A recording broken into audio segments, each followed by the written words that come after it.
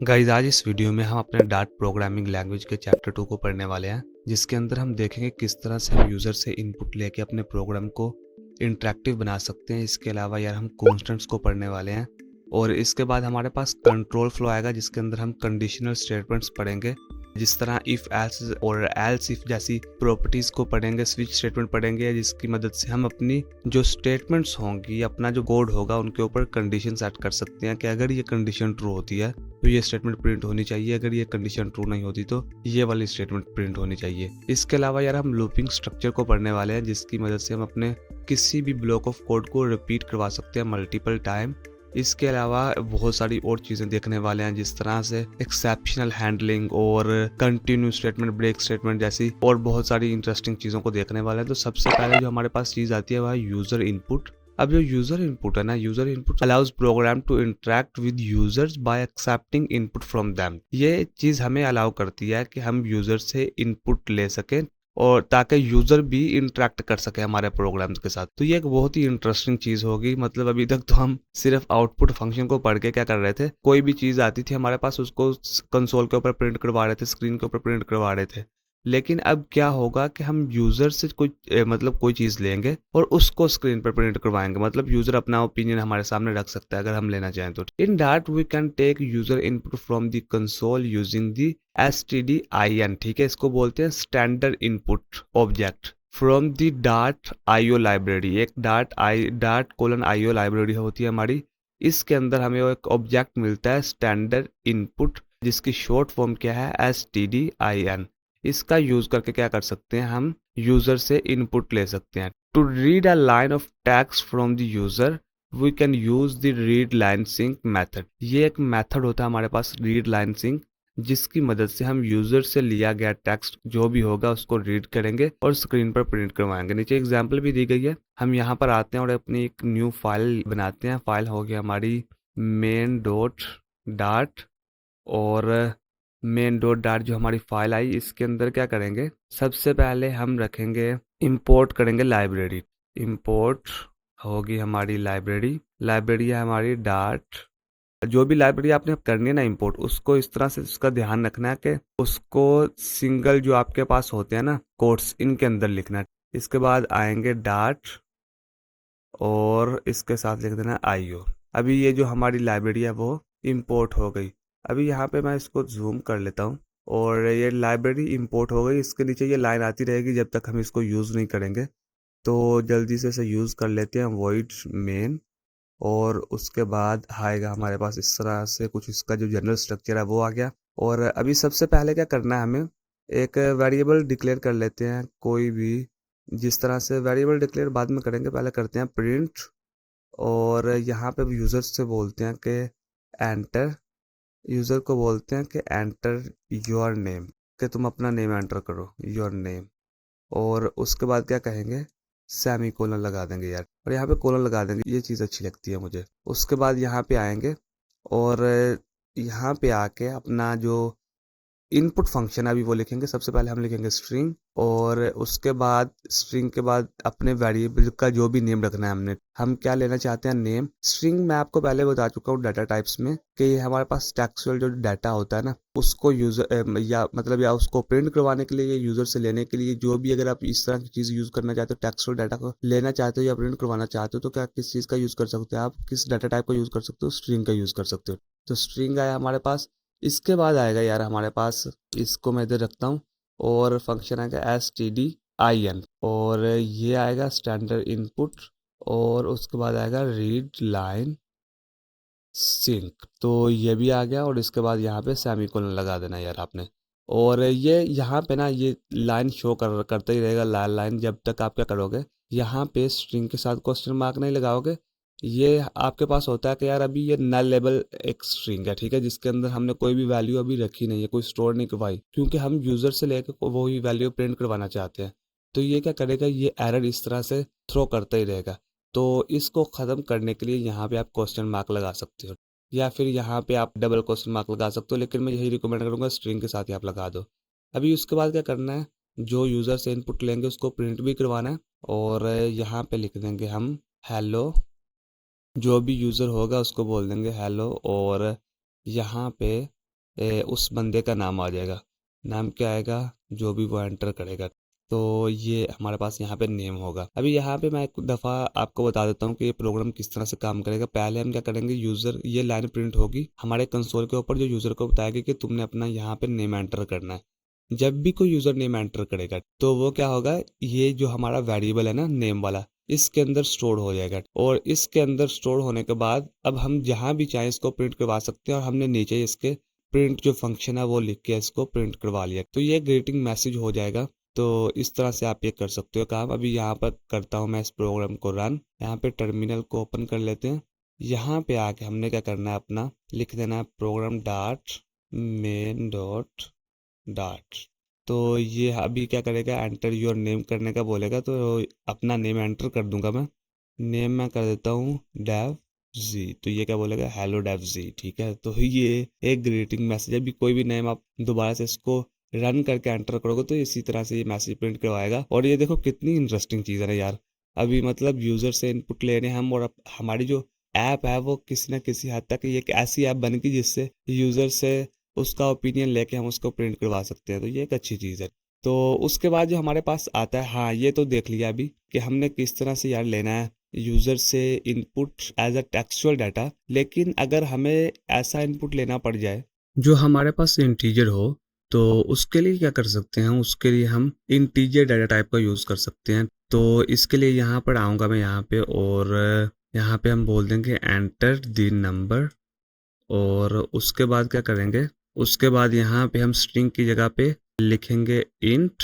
और इंट के साथ यहाँ पे आएंगे, और यहाँ पे भी सेम नहीं रहेगा अब सीन, बल्कि कुछ इस तरह से होगा। पहले तो हम यहाँ पे पैरेंथेसिस का यूज़ करेंगे, और यहाँ पे पैरेंथेसिस लगाने के साथ साथ यहाँ पे आपको एक्सक्लेमेशन मार्क भी लगाना पड़ेगा।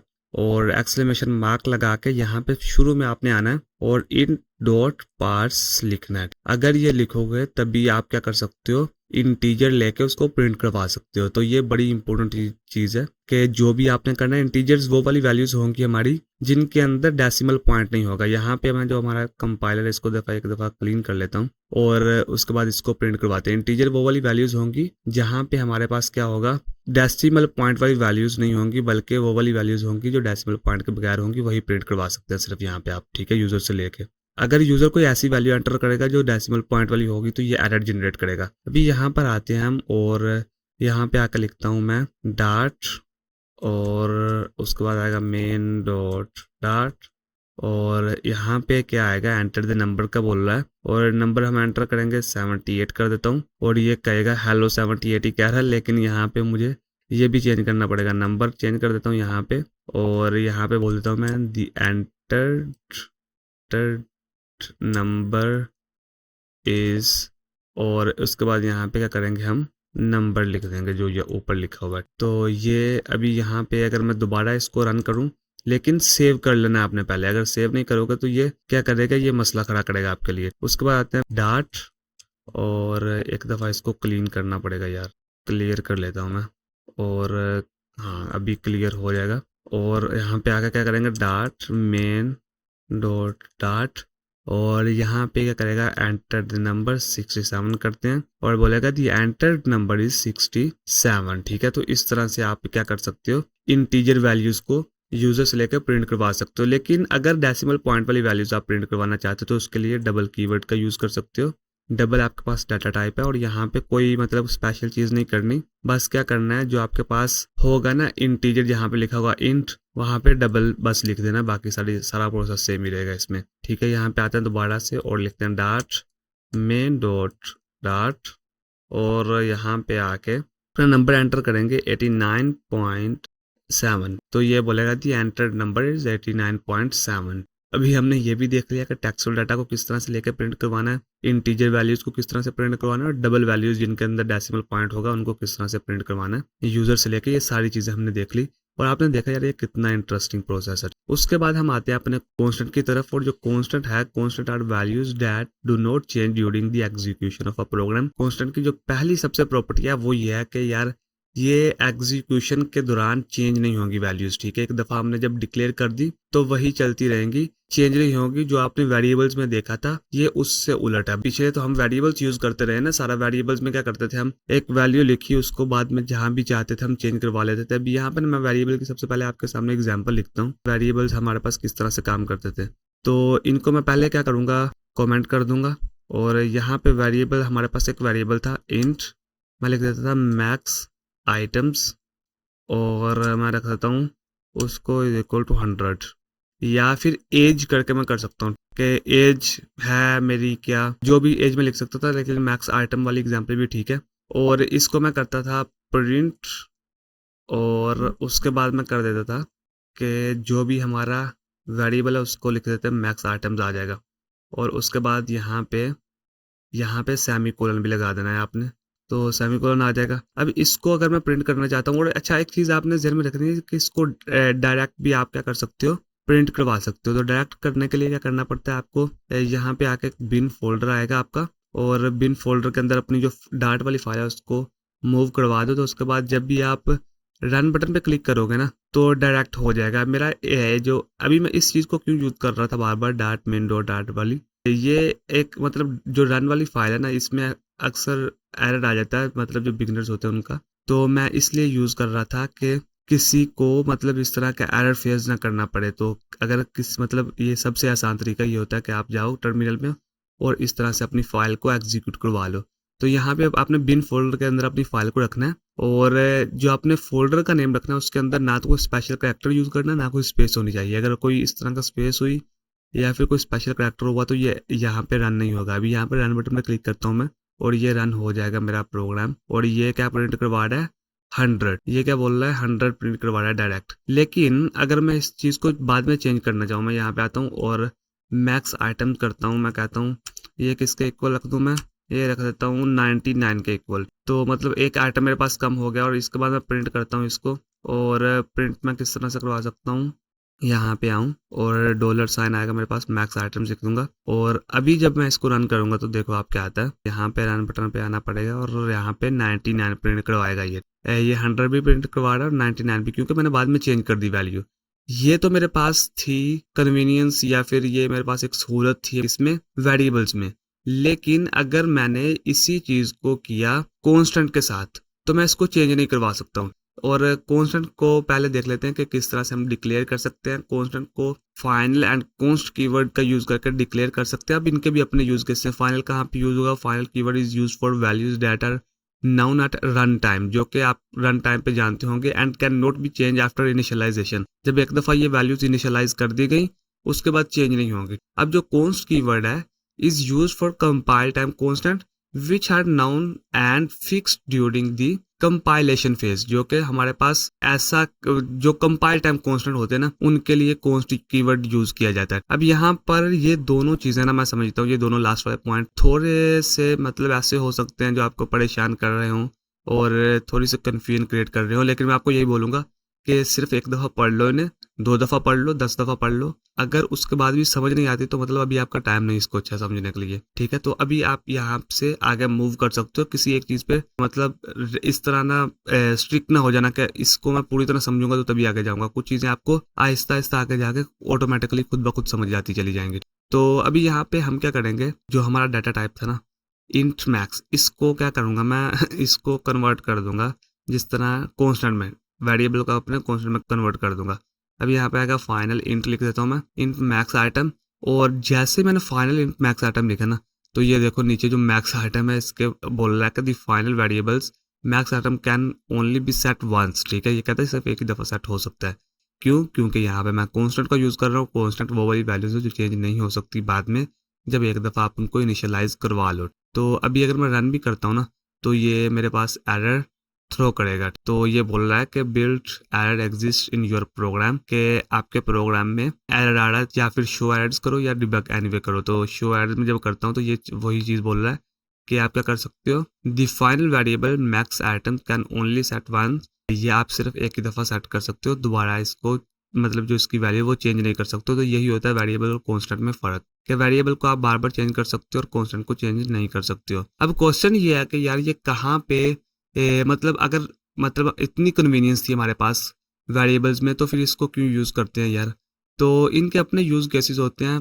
कॉन्स्ट को आप यूज़ कर सकते हो यार, ऐसी कॉन्स्टेंट को ऐसी वैल्यूज़ के लिए यूज़ कर सकते हो जो फिक्स्ड है, मतलब जिस तरह यूनिवर्सल ट्रूथ है या फिर अप्रूव्ड वैल्यू है। जिस तरह हमारे पास पाई की वैल्यू है, पाई किसके इक्वल है, 3.1416 के इक्वल है। ठीक है, तो इस तरह की वैल्यूज़ आप प्रिंट करवा सकते हो किसका यूज़ करके, कॉन्स्टेंट का, मतलब जिनका पता है आपको ये चेंज नहीं होंगी। तो इस तरह की वैल्यूज प्रिंट करवा सकते हो। लेकिन अगर आपके पास कुछ ऐसी वैल्यूज हैं जो बाद में चेंज हो सकती हैं, जिस तरह एज, अगर आप अपने प्रोग्राम को 1 साल बाद ओपन करते हो और आज आपने अपनी एज एंटर की 16 और कल को आप 17 के हो गए, तो इस तरह से क्या कर सकते हो, आप इनको चेंज कर सकते हो। ठीक है, तो उसके लिए यही चीज़ मैं रिकमेंड करूंगा, जिनका आपको एग्जैक्ट वैल्यू का नहीं पता और बाद में चेंज कर सकते हो आप, उनके लिए वेरिएबल्स का यूज़ करो। और उसके बाद ये भी हमने देख लिया जो हमारे पास कॉन्स्टेंट होते हैं उनको भी, और नीचे दूसरे जो कॉन्स्टेंट है उनकी भी एग्जाम्पल लिखी होगी, किस तरह से आप स्ट्रिंग को प्रिंट करवा सकते हो, दूसरी चीज़ों को प्रिंट करवा सकते हो, वो भी आप देख लेना यार। तो यहाँ पे उसके बाद जो एक और इम्पोर्टेंट चीज़ आती है, और सबसे इम्पोर्टेंट, बल्कि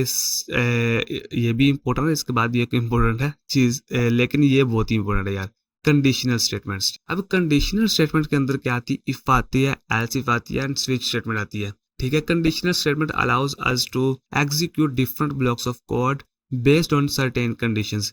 ये हमें अलाउ करता है कि आप डिफरेंट ब्लॉक्स ऑफ कोड को प्रिंट करवा सको बेस्ड ऑन सर्टेन कंडीशंस। और यहाँ पे जो हमारे पास सबसे पहली चीज़ आती है वो होती है if statement. If statement is use to perform an action if a condition is true. सबसे पहले हम क्या करेंगे, इफ स्टेटमेंट का यूज करेंगे और उसके साथ एक कंडीशन लिखेंगे। अगर वो कंडीशन ट्रू होती है तो हम अपना जो उसके अंदर, मतलब उस ब्लॉक के अंदर जो कोड लिखा होगा वो प्रिंट हो जाएगा हमारा। अब यार कंडीशनल स्टेटमेंट की जरूरत क्यों पड़ती है, कंडीशन का कभी हमारा दिल करता है ना कि हम क्या करें, डिफरेंट कंडीशन सेट कर दें। जिस तरह मैं कहता हूँ यार, अगर सर्दी होती है ना, मतलब, या फिर मैं बोल देता हूँ अगर टेम्परेचर मेरे पास 80 तक रहता है, 80 फ़ारेनहाइट, या फिर आप ये बोल लो 30 सेल्सियस या फिर 40 सेल्सियस इतना, या फिर मेरे पास मतलब 20 सेल्सियस से ऊपर रहता है, तो मैं क्या करूंगा, मैं टी शर्ट पहनूंगा। लेकिन अगर टेम्परेचर मेरे पास आ जाता है 5 सेल्सियस तक या इससे कम आ जाता है, तो फिर क्या करूंगा, मैं जैकेट पहनूंगा ऊपर। तो इस तरह की मैं कंडीशन सेट कर सकता हूँ वेदर के हिसाब से, या फिर कोई चीज़ जाऊँ, मैं कहता हूँ बारिश होगी तो मैं बाहर जाऊँगा, अगर नहीं हुई तो मैं नहीं जाऊंगा। इस तरह की कंडीशन सेट कर सकता हूँ यार मैं। अगर गर्मी हुई तो मैं इस तरफ जाऊंगा सैर करने के लिए, अगर नहीं हुई तो फिर नहीं जाऊंगा। मतलब इस तरह की कंडीशन सेट कर सकता हूँ ना मैं। तो इसी तरह हम अपने प्रोग्राम में भी कंडीशन सेट करेंगे। जिस तरह इफ स्टेटमेंट आती है, इफ स्टेटमेंट के अंदर आप कोई कंडीशन लिखोगे, अगर वो ट्रू होती है तो उसके अंदर जो कोड होगा वो प्रिंट होगा, अगर वो ट्रू नहीं होती तो कोड प्रिंट नहीं होगा। जिस तरह अगर मैंने बोला कि अगर टेम्परेचर 30 से अबव हुआ या 20 से अबव हुआ तो तब मैं पहनूंगा, अगर वो टेम्परेचर 20 से अबव होते हैं तो मैं टी शर्ट क्यों पहनूंगा। अगर मैं कहता हूँ 10 से कम हुआ तो फिर जैकेट पहनूंगा, अगर 10 से कम होता ही नहीं है तो फिर जैकेट क्यों पहनूंगा मैं। तो इस तरह से कंडीशन होगी कि अगर ये चीज़ नहीं होती तो फिर मैं ये काम नहीं करूंगा, अगर ये चीज़ होती है तो फिर मैं ये काम करूंगा। तो उसके बाद आता है the else if statement allow us to check additional conditions after the initial if statement. अब जो एल्स इफ होती है ना, कभी कभी हमें क्या करना पड़ता है कि मल्टीपल जो होती है ना कंडीशन, उनका यूज करना पड़ता है। तो उसके लिए एल्स इफ स्टेटमेंट आती है हमारे पास इफ स्टेटमेंट के साथ। उसके बाद आती है switch statement. Switch statement allow us to choose different action based on different values. Switch statement में हम किसी भी स्टेटमेंट को एक में स्विच करवा सकते हैं, मतलब क्या कर सकते हैं कि डिफरेंट एक्शंस की बेस पे डिफरेंट वैल्यूज को एक दूसरे में स्विच करवा सकते हैं। तो इसको भी देखेंगे, लेकिन सबसे पहले हम देखते हैं इफ स्टेटमेंट की एग्जांपल। और यहाँ पे इफ स्टेटमेंट के लिए क्या करेंगे, हम सबसे पहले एक वेरिएबल डिक्लेयर करूंगा, int age is equal to, मैं रख दूंगा 18। और उसके बाद यहाँ पे आएंगे हम और इफ स्टेटमेंट आएगी, और इफ स्टेटमेंट को इस तरह से कंडीशन आएगी। यहाँ पे इसका जनरल स्ट्रक्चर भी कुछ इस तरह का होता है कि सबसे पहले इफ स्टेटमेंट आती है, उसके बाद पैरेंथेसिस आती है, पैरेंथेसिस के अंदर कंडीशन रहती है हमारी। मैं कहता हूँ एज अगर मेरे पास है अबव टू 18, अगर एज है 18 से अबव या फिर 18 ही है, ठीक है, या 18 है या फिर 18 से अबव है, तो क्या करना पड़ेगा, यहाँ पे तुम प्रिंट करवा देना। मतलब मैं एक ऐसा सॉफ्टवेयर बना रहा हूँ या फिर ऐसी ऐप क्रिएट कर रहा हूँ जिसमें क्या होगा कि जो भी मेरे पास यूज़र आएगा वो अपनी एज एंटर करेगा। तो ये क्या मेरा प्रोग्राम क्या करेगा, उसको बताएगा कि जो तुम्हारी एज है, मतलब तुम्हारी एज के लोग वोट डाल सकते हैं या नहीं, वोट के लिए एलिजिबल हैं या नहीं। तो मैं कहूँगा you are eligible to vote, eligible to vote. और इसके बाद क्या करूँगा, यहाँ पे सेमी कोलन लगा दूंगा यार मैं, you are eligible to vote मैंने कह दिया। और अभी अगर मैं यहाँ पे आता हूँ और यहाँ पे आके हम क्या करते हैं, इस प्रोग्राम को करते हैं रन, और ये रहा, रन करेंगे हम इसको। और रन करने के बाद यहाँ पे क्या करता है ये भी देख लेते हैं। टर्मिनल में आएंगे और ये बोल रहा है you are eligible to vote, कहता है तुम वोट के लिए एलिजिबल हो, क्योंकि यहाँ पे एज हमने 18 रखी है। तो इसने क्या किया, चेक किया कि एज 18 के इक्वल है या नहीं। जब इसने चेक किया तो एज 18 के इक्वल निकली और इसने बोल दिया कि यार तुम एलिजिबल हो वोट के लिए।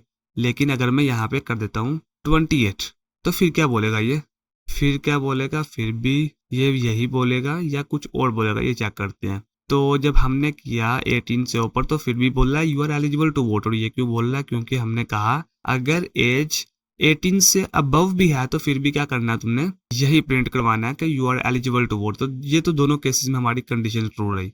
लेकिन क्या हो यार, जब हम मतलब 2 रिमूव कर दें और एज हमारी सिर्फ 8 रह जाए और इस बार मतलब अगर हम अपने प्रोग्राम को रन करते हैं तो ये क्या करेगा, ये कुछ भी प्रिंट नहीं करवाएगा। और कुछ ना प्रिंट करवाने की वजह यह है कि हमने कुछ लिखा ही नहीं। तो यहाँ पे हम क्या कर सकते हैं, एक और कंडीशन लिख सकते हैं। हम बोलें कि if age is greater than 16, if age, और इसके बाद फिर कंडीशन लिखनी पड़ेगी यार, एज इज ग्रेटर देन 16, तो क्या प्रिंट करवा दो। यहाँ पे हम आएंगे और यहाँ पे ऊपर आ जाओ यार, तुम किधर नीचे भागते जा रहे हो। और यहाँ पे आके कर्ली ब्रेसेस आएंगे हमारी और इसके अंदर मैं कह दूंगा प्रिंट।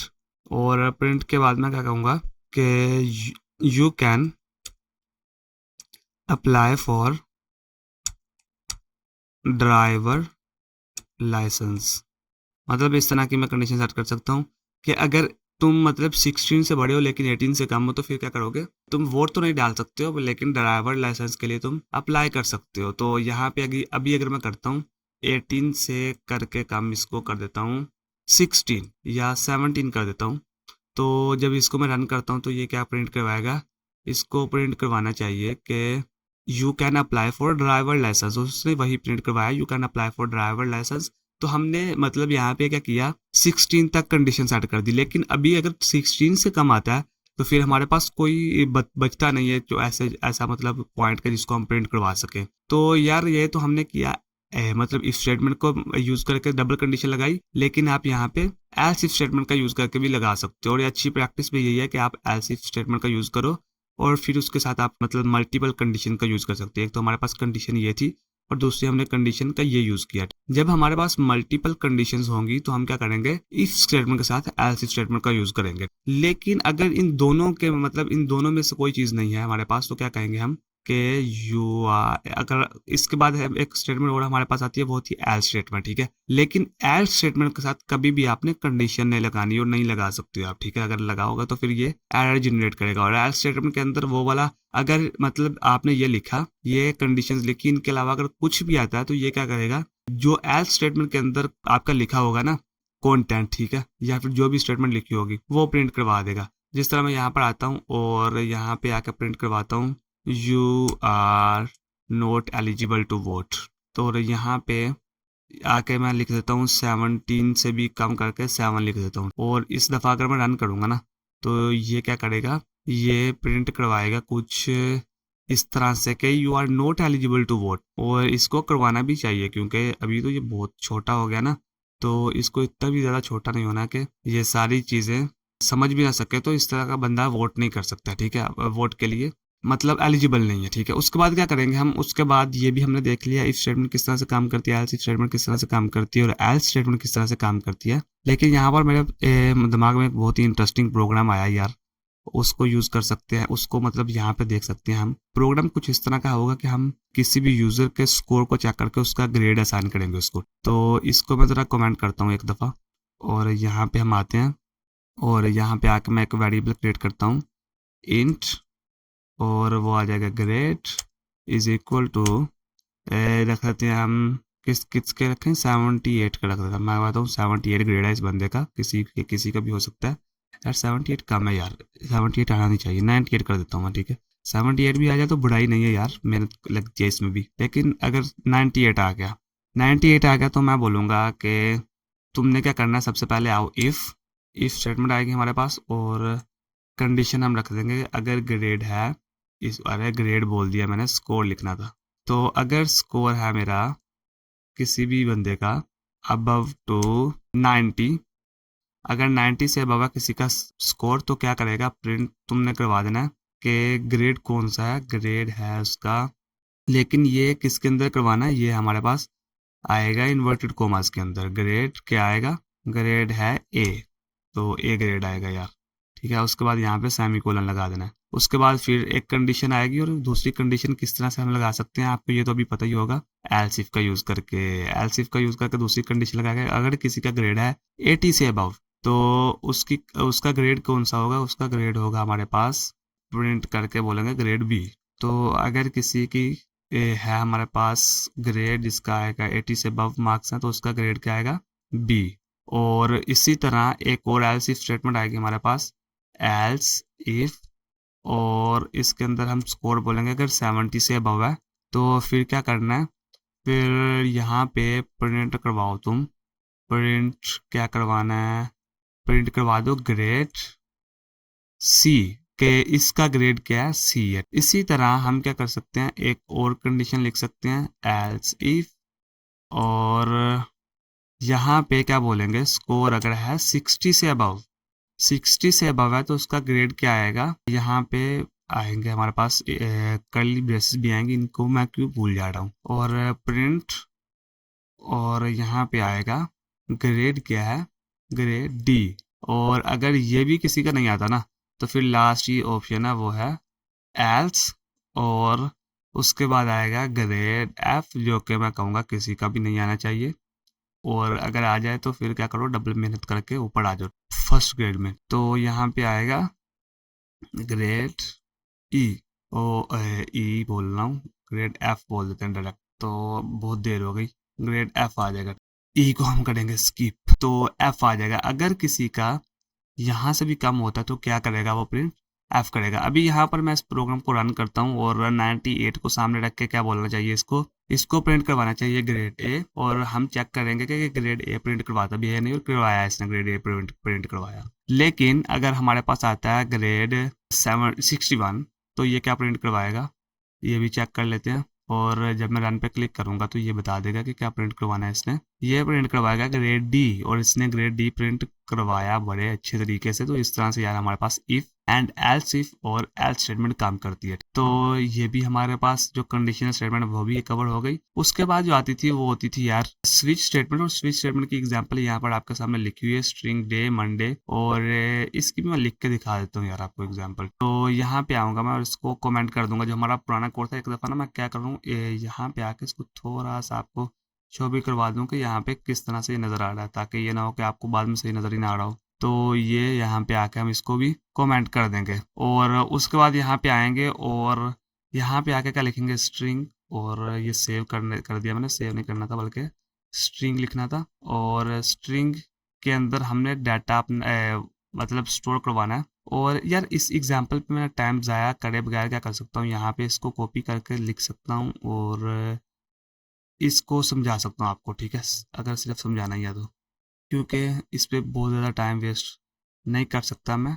स्ट्रिंग आया मेरे पास, मैंने एक वेरिएबल डिक्लेयर किया स्ट्रिंग डे के नाम से, और इसके अंदर मैंने रख दिया मंडे, और उसके बाद बोला स्विच स्टेटमेंट का यूज़ किया, मैंने कहा डे, और उसके बाद इसी डे जो वेरिएबल इसको यूज़ करूँगा मैं बार बार, और यहाँ पे लिखा मैंने डे, और अगर डे है मतलब सबसे पहले स्विच करेगा और चेक करेगा डे। और इसके अंदर हम क्या करेंगे, केस हमारे पास एक ऑप्शन होता है, कीवर्ड होता है, ऑब्जेक्ट होता है, उसका यूज करके अपना डे रखेंगे, अपने ऑप्शन रखेंगे। सबसे पहले हमने रख दिया मंडे, और इसके बाद प्रिंट किया, प्रिंट लिखा it's the start of the week. और आप यहाँ पे देख रहे होगे कि यहाँ पे बैक स्लैश का यूज किया, और बैक स्लैश का यूज किस लिए किया, ये आपके पास होते हैं एस्केप सीक्वेंस होते हैं, और इसका यूज यहाँ पे मैंने इसलिए किया क्योंकि यहाँ पे मैं जो सिंगल कोट है उसको यहाँ पे मैं प्रिंट करवाना चाहता था। लेकिन अगर मैं बैक स्लैश का यूज ना करता तो फिर क्या करता, ये समझता कि यहाँ पे जो हमारा एंडिंग कोट है ना, सिंगल कोट, मतलब यहाँ पे हमारी स्टेटमेंट एंड हो रही है, लेकिन मैं यहाँ पे इसको प्रिंट करवाना चाहता था। तो इसके लिए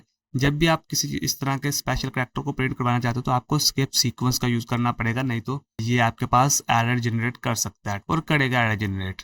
और उसके बाद आते हैं हमारे पास ब्रेक स्टेटमेंट, और ब्रेक स्टेटमेंट के अंदर क्या होगा, अगर ब्रेक स्टेटमेंट का काम क्या होता है, ब्रेक स्टेटमेंट ये चेक करते हैं कि अगर ये कंडीशन ट्रू होती है, जिस तरह केस मैंने लिखा मंडे, अगर ये कंडीशन ट्रू होती है तो ये इसको प्रिंट करवा देगा, और उसके बाद मतलब अगर ब्रेक स्टेटमेंट का नहीं यूज़ करते हम, तो उसके बाद जितनी भी स्टेटमेंट्स आएंगे ना उनको भी ये साथ ही प्रिंट करवाता जाएगा। लेकिन ब्रेक स्टेटमेंट में क्या होगा, जब ये कंडीशन ट्रू हुई इसको ये प्रिंट करवाएगा और यहीं पे ये ब्रेक कर देगा कोड को। लेकिन अगर यहाँ पे ये कंडीशन ट्रू नहीं होती और फिर क्या करेगा, ये अगले ब्लॉक को चेक करेगा, जिस तरह ये हमारे पास केस नंबर 2 आ रहा है, और इसके अंदर क्या करेगा, डे चेक करेगा, और जिस तरह हमने लिखा print F it's almost the weekend, और यहाँ पे इसको चेक करेगा, और जब ये ट्रू होती है तो ये इसको प्रिंट करवाएगा, और प्रिंट करवाने के साथ इसको यहाँ पे ब्रेक कर देगा। अगर ब्रेक स्टेटमेंट का फिर मैं बोलते बता रहा हूँ यहाँ पे यूज़ नहीं करेंगे तो ये जितनी भी इसके बाद आने वाली स्टेटमेंट उनको भी साथ प्रिंट करवाएगा। और उसके बाद आएंगी डिफॉल्ट वैल्यूज। अगर मतलब इन दोनों में से कोई कंडीशन ट्रू नहीं होती तो हम क्या करवा सकते हैं, प्रिंट डिफॉल्ट वैल्यू प्रिंट करवा सकते हैं, जिसमें हमने लिखा हुआ है इट्स एन ऑर्डिनरी डे, के ना तो ये स्टार्ट ऑफ वीक है ना के वीकेंड है, बल्कि ये क्या है, एक ऑर्डिनरी डे है। और यहाँ पे इसको रन करेंगे हम, और इसको रन करने के बाद यहाँ पे देखते हैं कि ये किस तरह से काम करता है। टर्मिनल को यहाँ पे ओपन कर लेता हूँ मैं, और ये बोल रहा है it's a start of week, तो ये बोल रहा है कि इट्स स्टार्ट ऑफ वीक, और ये क्लोज हो गया, it's the start of week. और यहाँ पे अगर मैं चेंज कर देता हूँ मंडे को कर देता हूँ फ्राइडे के साथ, फिर चेक करते हैं कि ये क्या प्रिंट करवाता है, तो ये बोलेगा it's almost weekend, it's almost the weekend. और इस ये ने मतलब क्या कर रहा है, इट्स ऑलमोस्ट द वीकेंड के बाद कोई भी स्टेटमेंट प्रिंट नहीं करवा रहा। लेकिन मैंने आपको जिस तरह बोला कि यहाँ पे अगर ब्रेक स्टेटमेंट को हटा दूँ, यहाँ से भी ब्रेक स्टेटमेंट को हटा दूँ, और उसके बाद जब मैं इसको रन करता हूँ और मंडे पे रख कर रन करता हूँ, मंडे मंडे, तो ये क्या करेगा, इसको दोबारा से रन करूँगा तो आप देखना यहाँ पे ये क्या करेगा, ये तो वो प्रिंट तो करवाएगा it's the start of week, लेकिन उसके बाद ये इसने नहीं करवाया। ये मतलब उसने थोड़ा सा लिहाज रख लिया, लेकिन किसी सूरत में ये नहीं करवा सकता। लेकिन ज़्यादातर ये क्या करेगा, अगर ब्रेक स्टेटमेंट का नहीं यूज़ करेंगे तो ये प्रिंट आगे करवाता चला जाएगा। लेकिन अगर इसने हमारी इज्जत की तो हम भी इसकी इज्जत करेंगे और इसको यहीं भी छोड़ देंगे, इसको ज़्यादा इसके साथ छेड़छाड़ नहीं करेंगे। लेकिन आपने ब्रेक स्टेटमेंट का यूज़ ज़रूर करना है डैट प्रोग्रामिंग लैंग्वेज में। तो यहाँ पे इसको भी क्या करेंगे, कमेंट करेंगे हम, और इस तरह से मूव करेंगे हम अपने नेक्स्ट कॉन्सेप्ट की तरफ, और वो है लूपिंग स्ट्रक्चर। अब लूपिंग स्ट्रक्चर में क्या आता है, सबसे पहले हमारे पास फॉर लूप आती है, वाइल आती है, और डू वाइल लूप्स आती हैं, और इसके अलावा ब्रेक एंड कंटिन्यू स्टेटमेंट का यूज़ करेंगे हम लूप्स में। तो सबसे पहले पढ़ लेते हैं कि लूपिंग स्ट्रक्चर से होता क्या है। Looping structures allows us to repeat a block of code multiple times. तो लूपिंग स्ट्रक्चर्स की मदद से हम क्या कर सकते हैं, किसी भी ब्लॉक ऑफ कोड को मल्टीपल टाइम्स रिपीट करवा सकते हैं। इसकी मैं यहाँ पे ज़रा एग्जांपल रखता हूँ आपके सामने, और सबसे पहले ना मैं अपना नाम प्रिंट करवाता हूँ, और मैं अपने नेम को प्रिंट करवाता हूँ, कितनी दफ़ा करवाता हूँ, या फिर कोई लाइन को मतलब नेम कितनी दफ़ा प्रिंट करवाऊँगा, कोई लाइन प्रिंट करवाता हूँ। मैं कहता हूँ I am learning Dart with G, इस तरह की कोई चीज़ प्रिंट करवा सकता हूँ मैं, और इसके बाद सेमी कोलन लगा देता हूँ। अभी इस प्रोग्राम को रन करते हैं हम ज़रा, और रन करने के बाद देखते हैं कि ये क्या प्रिंट करवाता है यार। तो ये कह रहा है I am learning Dart with C, तो इसने प्रिंट करवाया। लेकिन मैं चाहता हूँ अगर इसको 10 दफ़ा प्रिंट करवाऊँ, और अगर मैं इसको 10 दफ़ा प्रिंट करवाना चाहता हूँ तो क्या करना पड़ेगा, मुझे इसे उतनी दफ़ा ही कॉपी करना पड़ेगा, और उसके बाद फिर मैं दोबारा से इस प्रोग्राम को रन करूँगा, और ये क्या होगा, उतनी दफ़ा ही प्रिंट हो जाएगा। तो ये यहाँ पे रन बटन पे क्लिक करके मैं इसको रन कर सकता हूँ, और आप देखोगे यहाँ पे जितनी दफ़ा मैंने कॉपी किया उतनी दफ़ा प्रिंट होगा, चाहे 10 दफ़ा कर लो, चाहे 50 दफ़ा कर लो। लेकिन यार ये अच्छी प्रैक्टिस नहीं है। पहले ये तो ये आपकी बहुत स्पेस बहुत लेगा, और दूसरा आपका टाइम भी बहुत ज़्यादा लेगा। लेकिन इसकी जगह पे क्या कर सकते हैं, हम लूप्स का यूज़ करके कुछ ही लाइनों में ये सारी चीज़ प्रिंट करवा सकते हैं। और वो किस तरह से करवा सकते हैं, वो करवा सकते हैं हम लूप्स का यूज़ करके। अभी सबसे पहले हम लूप्स की टाइप को पढ़ लेते हैं, फिर उसके बाद इस तरफ आएंगे। और नहीं तो पहले लिख लेता हूँ, मैं आपको दिखा देता हूँ थोड़ी सी लूप्स की पावर, तो देख लेना। तो सबसे पहले मैं कह देता हूँ यहाँ पे ये 1 से स्टार्ट हो, और कहाँ तक जाए, मेरा 10 दफ़ा प्रिंट होना चाहिए ये। और यहाँ पे अभी मैं ये समझाया नहीं आपको लूप्स के बारे में ज़रा भी, लेकिन मैं आपको बस इसकी पावर दिखाने वाला हूँ। मैं कहता हूँ print I am learning Dart, I am learning Dart with G. ठीक है, तो इस तरह की मैं चीज़ प्रिंट करवा सकता हूँ, और इसके बाद सेमी कोलन लगाता हूँ। और अब मैं इस प्रोग्राम को अपने को रन करता हूँ और देखता हूँ क्या ये प्रिंट करवाता है। अब जब मैंने इस प्रोग्राम को रन किया तो ये क्या करेगा, ये 10 दफ़ा उसी लाइन को प्रिंट करवा देगा जो मैंने लिखी थी, I am learning that with C, I am learning that with C. और ये अच्छा मतलब आपसे अगर मैं पूछूं ये अच्छी चीज़ है या वो अच्छी चीज़ है, मतलब 10 दफ़ा या फिर 50 दफ़ा, चलो 10 दफ़ा भी आप कर लोगे, लेकिन अगर उससे ज़्यादा दफ़ा आता है, जिस तरह 50 दफ़ा आ जाता है, 50,000 दफ़ा आ जाता है, तो फिर हर मरतबा तो नहीं ना करोगे आप यार ये। और लेकिन इसकी जगह पे अगर मैं ये करूँ ना, इसको 100 दफ़ा कर दूँ, तो ये 100 दफ़ा भी कोई करने में प्रॉब्लम नहीं महसूस करेगा, ये 100 दफ़ा भी इनको इस लाइन को प्रिंट करवा देगा। और बस यहाँ पे तो मुझे नंबर इसी चेंज करने हैं, और देखो यहाँ पे ये इसने 100 दफ़ा इसको प्रिंट करवा दिया। तो ये आपके पास लूप के इस तरह से मतलब आप अपने कोड को रिपीट करवाने के साथ और बहुत कुछ कर सकते हो, और ये बहुत ही पावरफुल चीज़ है यार। और सबसे पहले हम देखते हैं कि लूप्स होती कितनी तरह की हैं। यहाँ पे फॉर लूप लिखी है, वाइल लिखी है, डू वाइल, 3 तरह की लूप्स लिखी हैं। अब ये यूज़ कहाँ कहाँ पे होती हैं। दी फॉर लूप होती है, वो यूज़ होती है व्हेन वी नाउ दी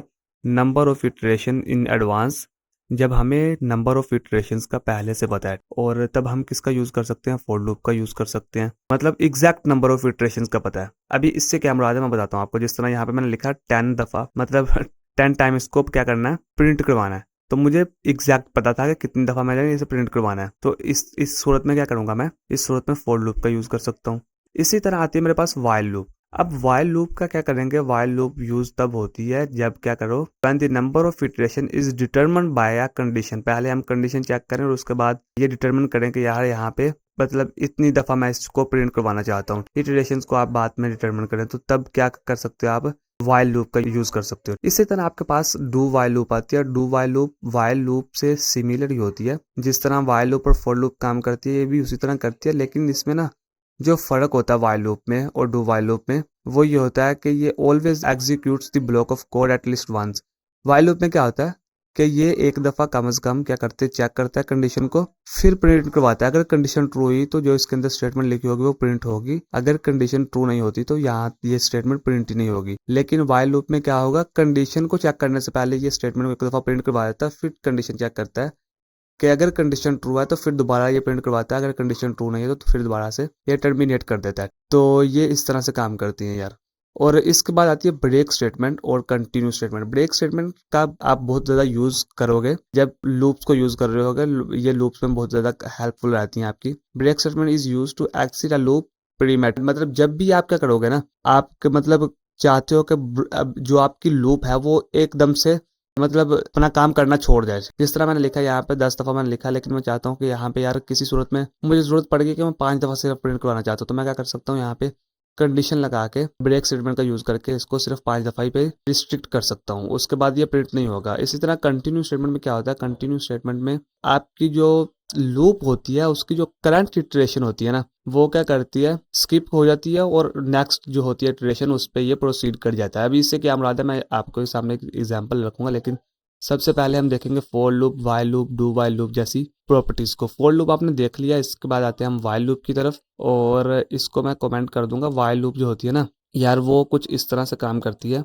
सबसे पहले कंडीशन आएगी मेरी, कंडीशन में कह देता हूँ कि आई लेस देन 10, सही है। और इससे पहले मैं एक वेरिएबल क्रिएट कर लेता हूँ, int i is equal to 1, और उसके बाद यहाँ पे सेमी कोलन लगा देता हूँ। अब ये क्या करेगा, फिर 10 तक ही प्रिंट करवाएगा, लेकिन इस मरतबे मैं क्या प्रिंट करवाऊंगा, नंबर प्रिंट करवाऊंगा। मैं कहता हूँ 1 को प्रिंट करो, और इसके बाद क्या करो, यहाँ पे सेमी कोलन लगा दो। और जब जैसे इसने क्या किया, आई इज इक्वल टू 1 रखा, अब सेमी कोलन लगाया, उसके बाद हम क्या करेंगे, करना करना क्या है, इसको इंक्रीमेंट करना है तो वो भी लिख देंगे हम, और डबल हम इक्वल रख देंगे। यहाँ पे डबल इक्वल कह रहा हूँ, डबल प्लस वाला साइन, तो ये इंक्रीमेंट कर देगा। अभी यहाँ पे इस प्रोग्राम को मैं रन करता हूँ और देखता हूँ कि ये किस तरह से काम कर रहा है। यहाँ पे रन बटन पे क्लिक करके तो ये क्या कर रहा है, ये वन को प्रिंट करवाता जा रहा है। 1 नहीं करना था भाई, आई करना था शायद, मैंने उधर 1 लिख दिया, तो यहाँ पे आई लिखना था।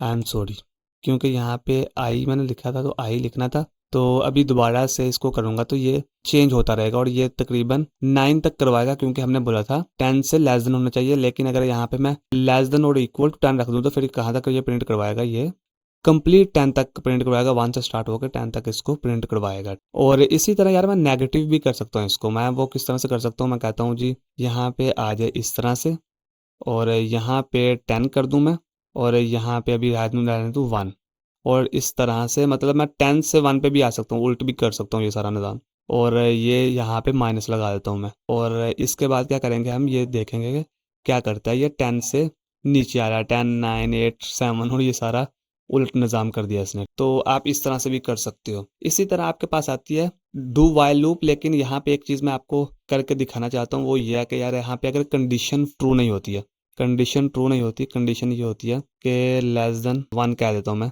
तो ये क्या करेगा, ये क्या करेगा ये भी चेक कर लेते हैं। तो ये हमारी जो लूप है वो क्या प्रिंट करवाएगी, ये कुछ भी नहीं प्रिंट करवाएगी, क्योंकि कंडीशन ही ट्रू नहीं है। तो जब कंडीशन ट्रू होगी तभी काम करेगी ना ये।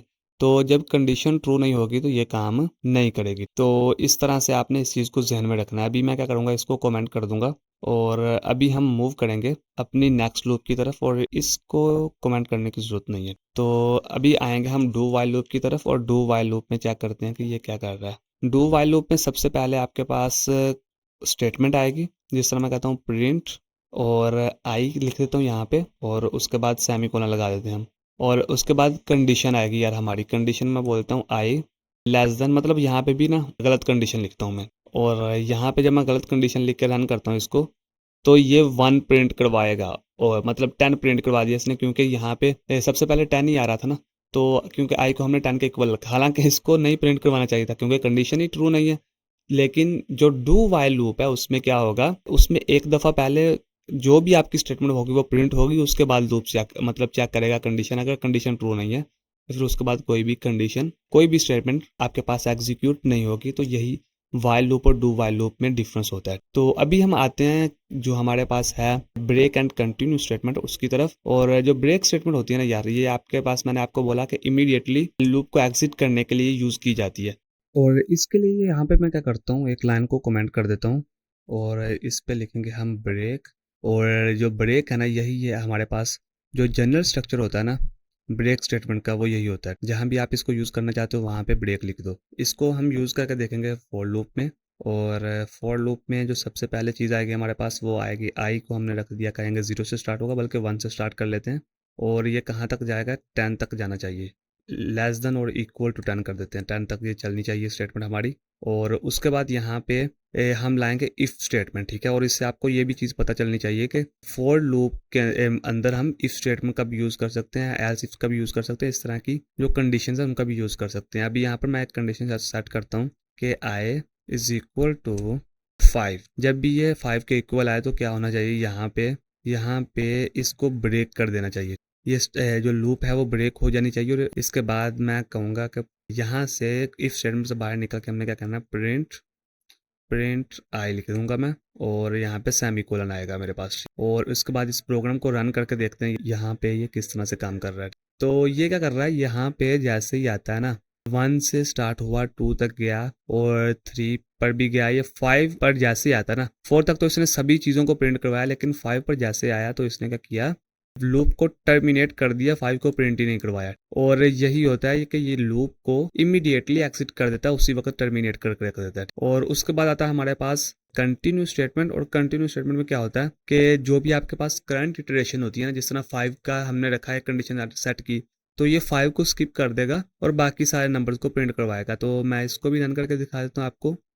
तो ये क्या करेगा, 1 से लेके 10 तक सभी नंबर को प्रिंट करवाएगा, लेकिन किसको स्किप करेगा, 5 को स्किप कर देगा ये। तो ये इसकी एक खासियत है आपके पास जो है कंटिन्यू स्टेटमेंट, ठीक है। ब्रेक कंटिन्यू स्टेटमेंट आपने दोनों को देख लिया कि ये किस तरह से काम करती हैं। और उसके बाद इस चैप्टर का लास्ट कॉन्सेप्ट हमारे पास आता है, वो है एक्सेप्शनल हैंडलिंग। अब एक्सेप्शनल हैंडलिंग क्या है यार, एक्सेप्शनल हैंडलिंग आपको ये अलाउ करती है कि आप क्या कर सकें, रिकवर कर सकें फ्रॉम एरर्स और एक्सेप्शनल सिचुएशंस दैट में अकर ड्यूरिंग प्रोग्राम एग्जीक्यूशन। असल में पता क्या होता है कि बहुत दफ़ा आपको जब भी प्रोग्राम के रन टाइम पे जब मतलब एग्जीक्यूट हो रहा था तो एक एक्सेप्शन एरर देखने को मिलता है। और ये क्या कर सकता है, आपके कोड को टर्मिनेट कर सकता है, आपके प्रोग्राम को मतलब क्रैश कर सकता है। तो इस एरर से बचने के लिए, इस बिहेवियर से बचने के लिए हम क्या करते हैं, एक्सेप्शनल हैंडलिंग का यूज़ करते हैं। That provides the try catch and finally blocks for exceptional handling.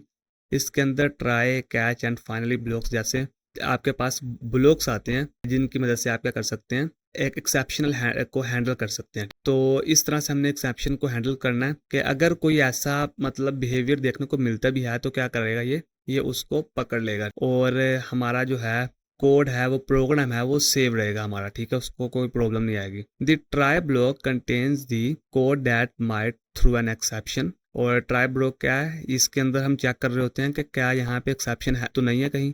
और ये चेक कर रहा होता है कि यहाँ पे एक्सेप्शन थ्रो कर सकता है या नहीं। उसके बाद क्या आता है, the catch block is use to handle specific types of exceptions that occur in the try block. और ये क्या कर, कैच ब्लॉक में क्या हो रहा होता है, कैच ब्लॉक को उस चीज को हैंडल कर रहा होता है जो भी स्पेसिफिक टाइप की एक्सेप्शंस होती है ना, जो कि ट्राई ब्लॉक में हो चुकी होती है, उसको ये हैंडल कर रहा होता है। उसके बाद फाइनली ब्लॉक आता है। Final block is use to specify code that should be executed regardless of whether an exception is thrown और नॉट। और इसमें क्या होता है, फाइनली ब्लॉक आपका हमेशा एग्जीक्यूट होता ही होता है, चाहे आपकी कंडीशन ट्रू है या मतलब एक्सेप्शन आती है या नहीं, तो इसने तो मतलब एग्जीक्यूट हो गए रहना है। और यहाँ पे नीचे आपको एक एग्जांपल भी देखने को मिल रही होगी जिसमें हमने क्या किया, एक वेरिएबल क्रिएट किया और इसके अंदर हमने इसको टेस्ट किया। और यहाँ पे हम आते हैं और एक्सेप्शनल हैंडलिंग को देखते हैं किस तरह से काम करते हैं। इसको कमेंट कर दूंगा अभी मैं। और उसके बाद यहाँ पे आएंगे हम और यहाँ पे आकर लिखेंगे ट्राई।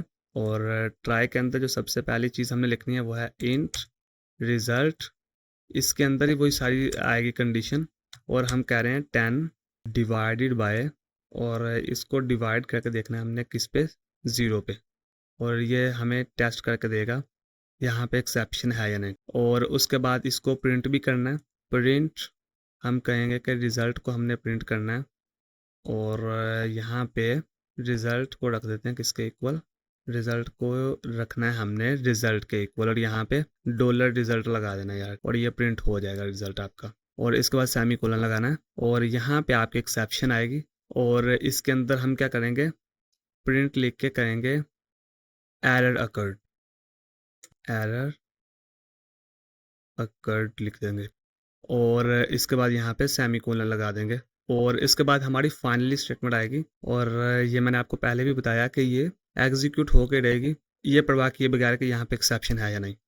और यहाँ पे प्रिंट स्टेटमेंट आएगी, प्रिंट आएगा हमारा फंक्शन। और उसके बाद यहाँ पे लिखेंगे एग्जीक्यूशन कंप्लीटेड, स्टॉप नहीं कंप्लीटेड लिख देते हैं, कंप्लीटेड। और ये एग्जीक्यूशन कंप्लीट हो जाएगी यहाँ पे। ये इस तरह से हमने लिखा। ट्राई के अंदर सबसे पहले चेक करेगा ये एक्सेप्शन है या नहीं यहाँ पे। और उसके बाद कैच के अंदर क्या करेगा, हैंडल करेगा इसको। अगर हुए तो ये एरर को मतलब एक्सेप्शन जो एरर आएगा ना उसको ये हैंडल करके जो भी इसके अंदर स्टेटमेंट लिखी होगी उसको प्रिंट करवा देगा। और फाइनली के अंदर ये बताएगा कि एग्जीक्यूशन कंप्लीट हो गई। और इसको अभी मैं रन करके दिखाता हूँ कि ये किस तरह से असल में काम करेगा हमारे पास। और ये बोल रहा है एरर अकर्ड एग्जीक्यूशन कंप्लीटेड। और इसने एरर के बारे में हमें बता दिया कि यहाँ पे एक्सेप्शन थी। और ये क्या हुआ, ये क्या हुआ, जो एग्जीक्यूशन है वो कंप्लीट हो गई। लेकिन यहाँ पे अगर इसको 2 से कर दूं मैं, अगर यहाँ पे इसको 2 से करूँ और चेक करते हैं हम कि इस मरतबा क्या कहता है, तो इस मरतबा ये क्या करेगा, रिजल्ट को प्रिंट करवाएगा क्योंकि यहाँ पे कोई एक्सेप्शन थी नहीं। और वहाँ पे हम क्या कर रहे थे, वैसे भी ऐसी मतलब चीज़ पॉसिबल नहीं ना कि इनफाइनाइट नंबर से हम कर, मतलब ये तो इन्फिनिटी को बिलोंग करेगा ना। अगर हम 0 से इसको डिवाइड करेंगे तो ये क्या करेगा, 10 को डिवाइड कर रहे थे हम 0 से, तो ये एक्सेप्शन थी, तो ये नहीं हो सकता। तो इस वजह से इसने क्या किया, एरर अकर्ड वो जो कैच के अंदर स्टेटमेंट है उसको प्रिंट करवाया। और इसने हमें जो हमारा प्रोग्राम है उसको क्रैश होने से बचा लिया। और ये एक बहुत ही अच्छी चीज़ है आपके पास, एक्सेप्शनल हैंडलिंग। तो आप इसका भी यूज़ कर सकते हो। और इसके बाद इसकी एक्सप्लेनेशन भी लिखी हुई है नीचे। और इसी के साथ जो हमारा चैप्टर 2 है वो कंप्लीट होता है। नेक्स्ट वीडियो में हम चैप्टर 3 को देखेंगे। Thank you so much guys for watching this video. I will see you next time.